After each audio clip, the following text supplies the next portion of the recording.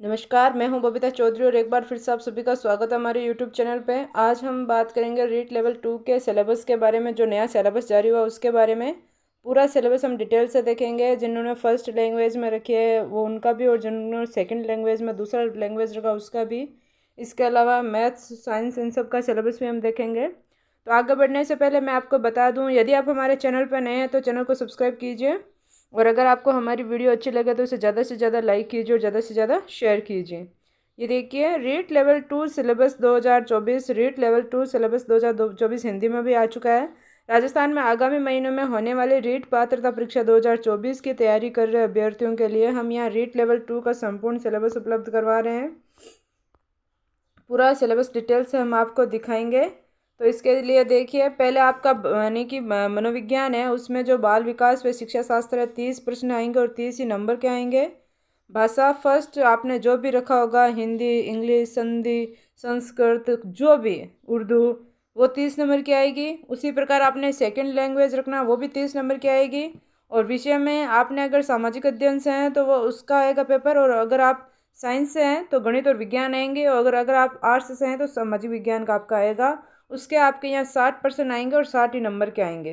अब देखिए, बाल विकास, वृद्धि एवं विकास की संकल्पना, विकास के विभिन्न आयाम, सिद्धांत, विकास को प्रभावित करने वाले तत्व, अधिगम, ये देखिए सारा यहाँ पे दिया गया है।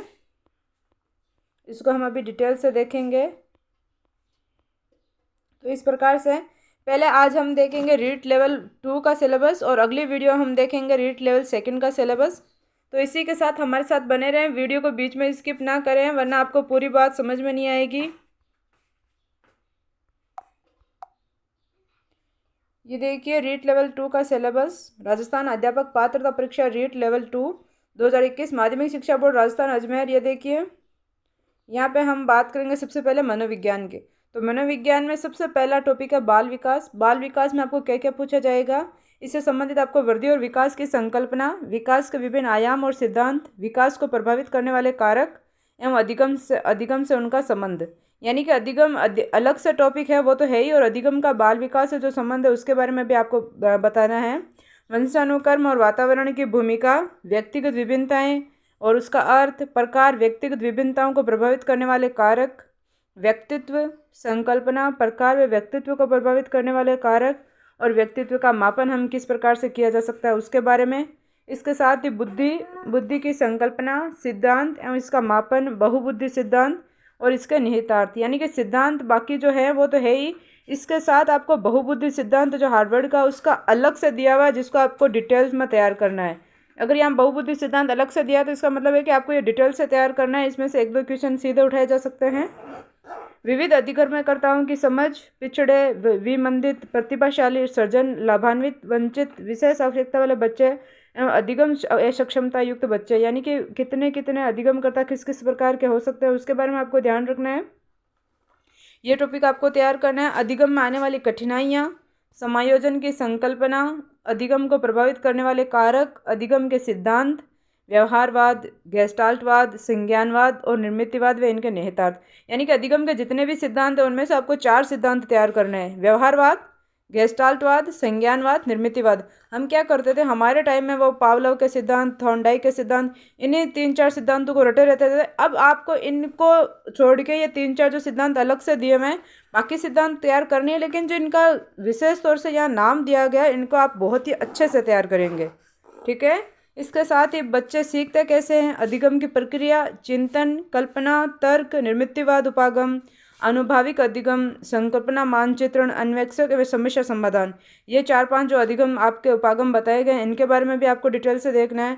अभिप्रेरणा और इसके अधिगम के निहितार्थ, शिक्षण अधिगम की प्रक्रियाएं, राष्ट्रीय पाठ्यचर्या रूपरेखा 2005 के संदर्भ में शिक्षण अधिगम की व्यूह रचना, विधियाँ, आकलन, मापन एवं मूल्यांकन का अर्थ एवं उद्देश्य, समग्र एवं सतत मूल्यांकन, उपलब्धि परीक्षण का निर्माण, सीखने के प्रतिफल, क्रियात्मक अनुसंधान, शिक्षा का अधिकार अधिनियम 2009, अध्यापकों की भूमिका एवं दायित्व।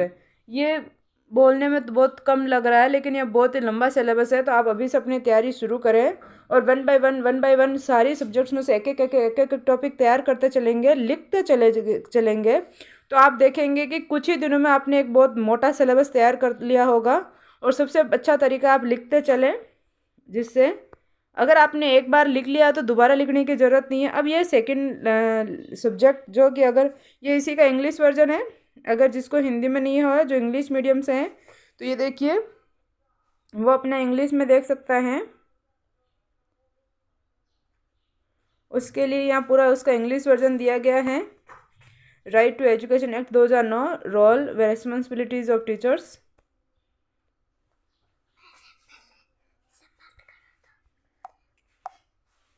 अब हमारे सामने आ रही है लैंग्वेज हिंदी। तो हिंदी में आपको एक तो गद्यांश होगा, अपठित गद्यांश, और गद्यांश के अलावा आपके देखिए शब्द ज्ञान, यहाँ की तत्शब्द, तद्भव, देशज, विदेशी शब्द, पर्यायवाची, विलोम, एकार्थी शब्द, उपसर्ग, प्रत्यय, संधि और समास, संज्ञा, सर्वनाम, विशेषण, विशेष्य, अवयव, वाक्यांश के लिए एक शब्द और शब्द शुद्धि। ये तो आपके लिए आएंगे अपठित गद्यांश में से, उसी में से। अब देखते हैं कि अपठित गद्यांश में से निम्नलिखित बिंदुओं पर आपको प्रश्न आ सकते हैं, जैसे कि रेखांकित शब्दों का अर्थ स्पष्ट करना, वही जैसे कि पर्यायवाची हो गया, वचन, काल, लिंग ज्ञात करना, दिए गए शब्दों का वचन, काल, लिंग बदलना, राजस्थानी शब्दों के हिंदी रूप, ये सब उसी के अंदर आ गए। यानी कि आपने ऊपर वाला टॉपिक अच्छे से तैयार कर लिया तो उसके साथ ही ये भी तैयार हो जाएगा। दूसरा टॉपिक आपके पास है वाक्य रचना, वाक्य के अंग, वाक्य के प्रकार, पदबंध, मुहावरे व लोकोक्तियाँ और विराम चिन्ह। इसके बाद में आपके पास आती है शिक्षण, भाषा की शिक्षण विधियाँ, भाषा शिक्षण के उपागम, भाषा दक्षता का विकास, भाषाई कौशलों का विकास, यानी कि सुनना, बोलना, पढ़ना और लिखना क्या पहले आना चाहिए। हिंदी भाषा शिक्षण में चुनौतियाँ, शिक्षण अधिगम सामग्री, पाठ्य पुस्तक, बहुमाध्यम एवं शिक्षण के अन्य संसाधन, भाषाई शिक्षण में मूल्यांकन, उपलब्धि परीक्षण का निर्माण, समग्र एवं सतत मूल्यांकन, उपचारात्मक शिक्षण। इसके बाद में ये देखिए कक्षा 6 से 8 तक के राज्य सरकार द्वारा निर्धारित पाठ्यक्रम एवं शैक्षणिक सत्र 2019-20 की प्रचलित पाठ्य पुस्तकों के आधार पर होगा, लेकिन प्रश्नों का कठिनाई स्तर सीनियर सेकेंडरी कक्षा 12 तक की पाठ्य पुस्तकों का होगा। यानी कि आपका लगभग 6 से 8 तक की आपने एनसीईआरटी की बुक्स पढ़ लेनी है तो आपका काम हो जाना है। उसके बाद में ये देखिए इंग्लिश जो लैंग्वेज जिन्होंने ली होगी उनके लिए unseen passage, antonyms, synonyms, spelling, word formation, one word, ये सब आपको पैसेज भी आना ही है।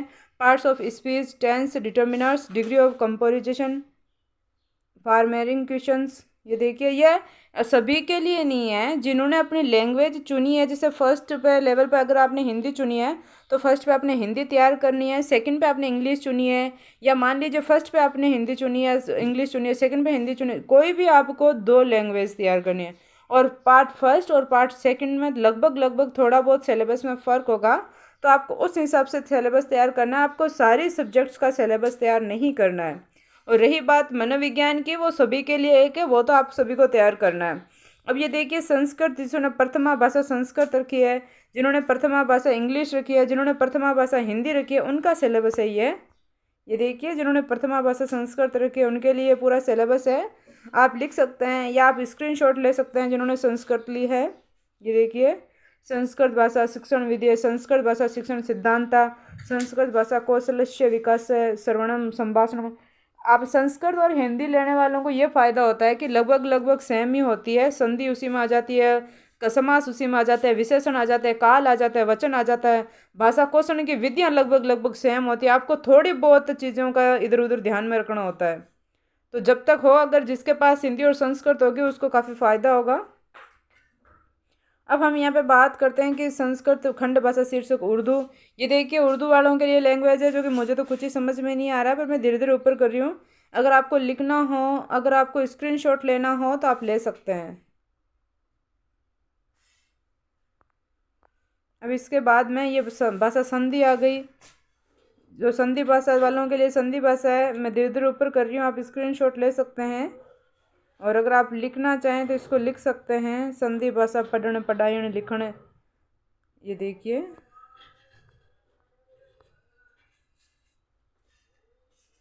अब ये जिन्होंने फर्स्ट भाषा पंजाबी रखी है ये उनके लिए सिलेबस है।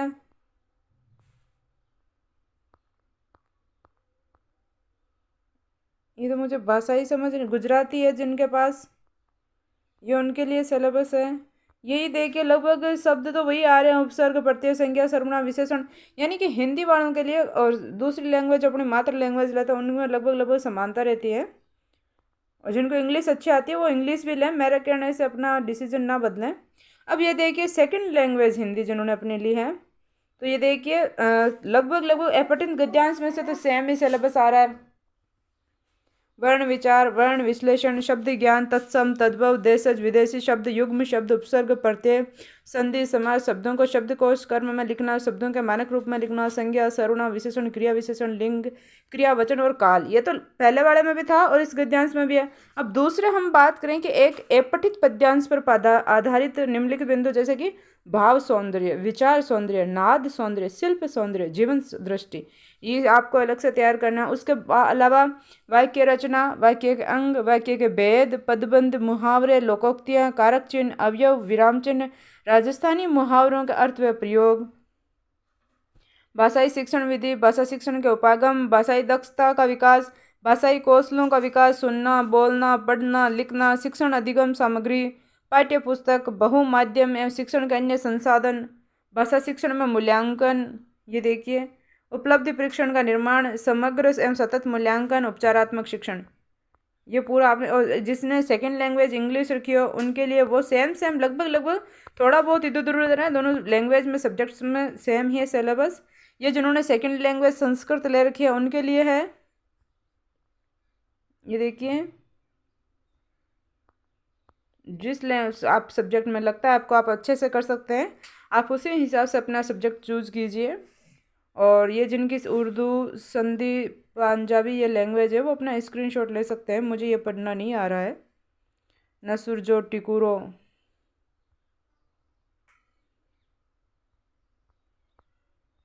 ये देखिए जिनकी सेकंड लैंग्वेज पंजाबी है, पूरा इन्होंने पंजाबी में दे रखा है। ये जिनकी सेकंड लैंग्वेज गुजराती है वो भी देखिए, अपना स्क्रीनशॉट ले लीजिए और अपना पूरा सिलेबस तैयार कीजिए। 1 बाय 1 आप सभी सब्जेक्ट्स हैं अपना ये उठाते चलेंगे तो आपका बहुत जल्द तैयार हो जाएगा। अब हम बात करते हैं बीएससी वालों के लिए, मैथ्स वालों के लिए, साइंस वालों के लिए। जिनका साइंस वालों का सब्जेक्ट्स होता है गणित और विज्ञान, तो इसमें हम गणित का सिलेबस देखते हैं। ये 60 नंबर का होगा जिसमें 30 नंबर गणित के आएंगे और 30 नंबर विज्ञान के आएंगे और 60 इक्वेशन आएंगे, 60 ही अंक है। तो सबसे पहला टॉपिक है घातांक, समान आधार की घातीय संख्याओं का गुणा व भाग तथा घातांक नियम, बीजीय व्यंजन, बीजीय व्यंजकों का योग, व्याकलन, गुणा एवं भाग, सर्व समीकाएं, गुणनखंड, सरल बीजीय व्यंजनों के गुणनखंड, समीकरण, सरल एघातीय समीकरण, वर्ग व वर्गमूल, घन व घनमूल। देखिए ये अगर आपने थोड़ा सा ध्यान लगा के समझ लिया ना तो ये पूरा टॉपिक आपका तैयार हो रहा है। ये बीजीय योग, ये गुणनखंड, ये देखने में अलग लग रहा है लेकिन आपको थोड़ा सा दिमाग लगा के समझने की जरूरत है, बाकी चीज़ें बहुत ईजी होती चली जाएगी। दूसरा जो है ब्याज, सरल ब्याज, चक्रवर्ती ब्याज, लाभ हानि, अनुपात, समानुपात, समानुपाती भागों में विभाजन, भिन्न, प्रतिशतता, जन्म व मृत्यु दर, जनसंख्या वृद्धि, हास, रेखा, कोण, रेखाखंड, सरल एवं वक्र रेखाएं, कोणों के प्रकार, समतलीय आकृतियां, त्रिभुज, त्रिभुजों की सर्वांग समता, त्रिभुज तथा वृत्त, बहुभुज, समतलीय आकृतियों का क्षेत्रफल, परिमाप, त्रिभुज, आयत, समानांतर त्रिभुज, समलंब त्रिभुज। इनमें आपको लगभग वो फॉर्मूला ध्यान में होना चाहिए और बिना फॉर्मूला के भी थोड़ा सा आप दिमाग में रखोगे तो आप कर सकते हैं इसको, ये उतने कोई है नहीं। पृष्ठीय क्षेत्रफल तथा आयतन, घन, घनाभ, लंबी वर्तीय बेलन, संख्या की आंकड़ों का संग्रह व वर्गीकरण, बारंबारता बटन सारणी, मिलान चिन्ह, स्तंभ, लेखा चित्र व आयत लेखा चित्र, वृत्तीय ग्राफ, लेखा चित्र यानी कि ग्राफ, विभिन्न प्रकार के लेखा चित्र, प्रायिकता, गणित की प्रकृति एवं तर्क शक्ति, पाठ्यक्रम में गणित की महत्ता, गणित की भाषा, सामुदायिक गणित, मूल्यांकन, उपचारात्मक शिक्षण, शिक्षण की समस्याएं। अब हम बात करते हैं साइंस के बारे में।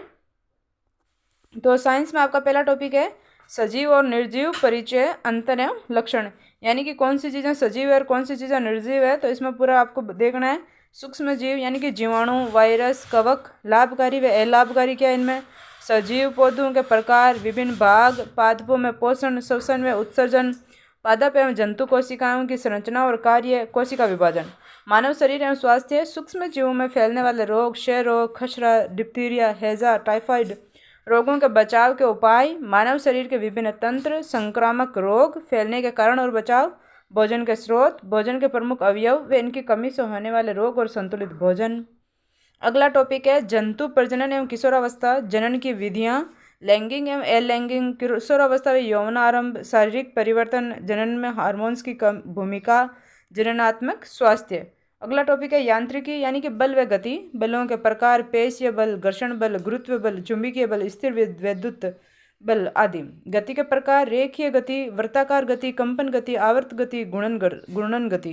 कार्य और ऊर्जा, ऊर्जा के प्रारंभगत व वैकल्पिक स्रोत, ऊर्जा संरक्षण, दबाव, दाब, वायुमंडलीय दाब, उत्प्लावन बल। ताप और ऊष्मा, ताप और ऊष्मा का अभिप्राय तापमापी ऊष्मा संरक्षण है। प्रकाश व ध्वनि, प्रकाश के स्रोत, प्रकाश का परावर्तन, गोलीय दर्पण, समतल दर्पण, गोलीय दर्पण के प्रतिबिंब बनाना, प्रकाश का अपवर्तन, लेंस और लेंस से प्रतिबिंब का निर्माण, ध्वनि, ध्वनि के अभिलक्षण, ध्वनि संरक्षण, ध्वनि प्रदूषण। यानी कि विद्युत व चुंबकत्व, यानी कि विद्युत धारा, विद्युत परिपथ, विद्युत धारा के उष्मीयन, चुंबकीय एवं रासायनिक प्रभाव, चुंबक एवं चुंबकत्व।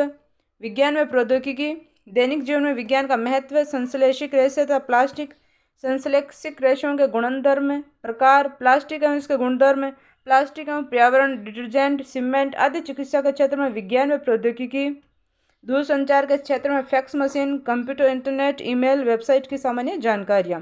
सौरमंडल, चंद्रमा व तारे, सौर परिवार, सूर्य, ग्रह, धूमकेतु, तारामंडल। पदार्थ की संरचना, परमाणु और अणु, परमाणु की संरचना, तत्व, यौगिक, मिश्रण, मिश्रण के अवयवों का पृथक्करण, तत्वों के प्रतीक, यौगिकों के रासायनिक सूत्र, रासायनिक समीकरण, भौतिक एवं रासायनिक परिवर्तन।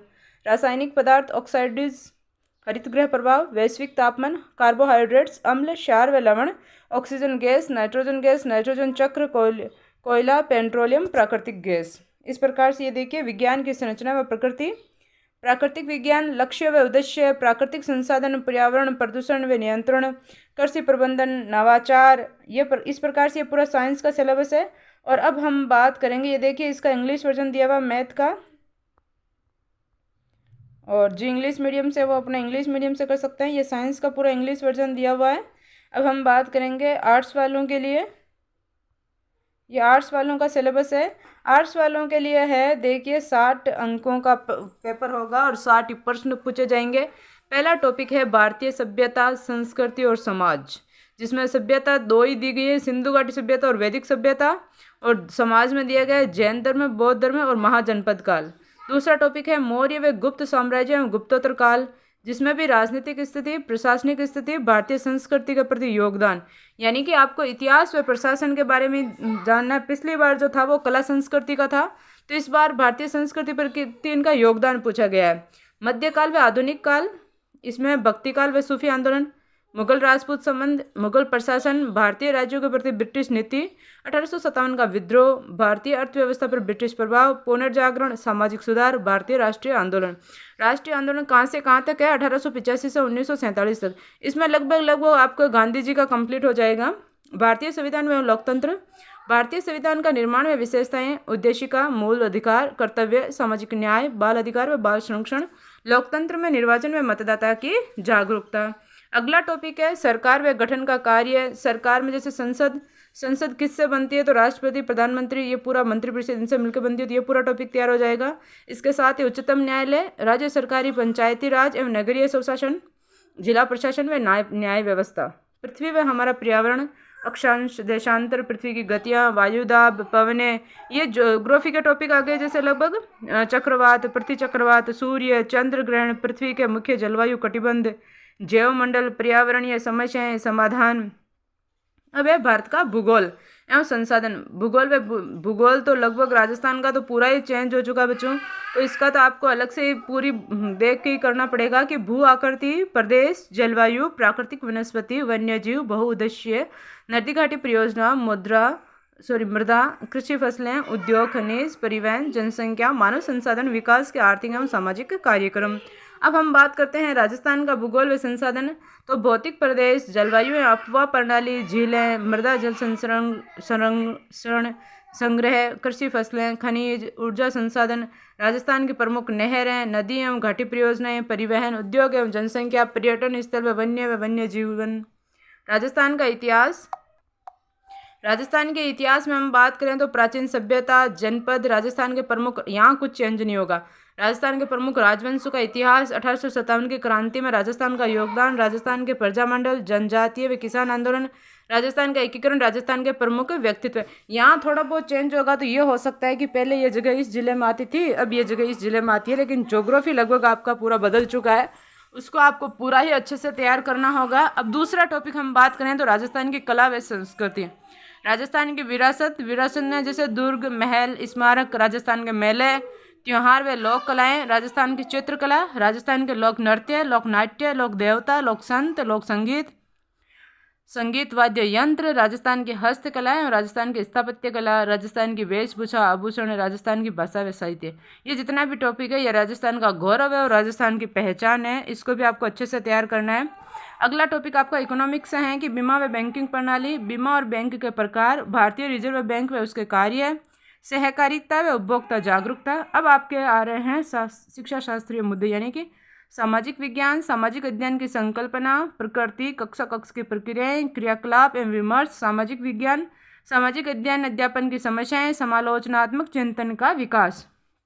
दूसरा टॉपिक है परीक्षा, आनुभाविक साक्ष्य, शिक्षण अधिगम सामग्री, सहायक सामग्री, सूचना एवं संचार प्रौद्योगिकी, प्रयोजना कार्य, सीखने का प्रतिकूल मूल्यांकन। ये देखिए इतना टफ कुछ ही नहीं है, आराम से आप अपना कर लेंगे। ये इसका इंग्लिश वर्जन है, आपको छोड़ना कुछ भी नहीं है और वन बाय वन सभी सब्जेक्ट से अपना वन एक एक टॉपिक आप लेते चलेंगे, तैयार करते चलेंगे। और जो सिलेबस है इसका प्रिंट आउट निकलवा लें या अपने किसी 2-3 पेज पर लिख लें और अपने सामने चिपका लें और वहाँ से टिक करते चलें कि वन बाय वन सभी सब्जेक्ट्स आपको एक एक टॉपिक उठाना है और आपको तैयार करना है। कुछ ही दिनों में आप देखेंगे कि आपने एक बहुत मोटा सिलेबस तैयार कर लिया होगा और पर डे आप एक बार उसे सरसरी नज़रों से रिवाइज करते चले ताकि आगे बढ़ते चले तो पीछे का साफ ना होता जाए। और इसी प्रकार की वीडियो पे और जानने के लिए हमें कमेंट करें और हमारे चैनल पर बने रहें। हमारे चैनल को सब्सक्राइब कीजिए और वीडियो को ज़्यादा से ज़्यादा शेयर कीजिए ताकि सभी को इसके बारे में खबर लग सके। धन्यवाद।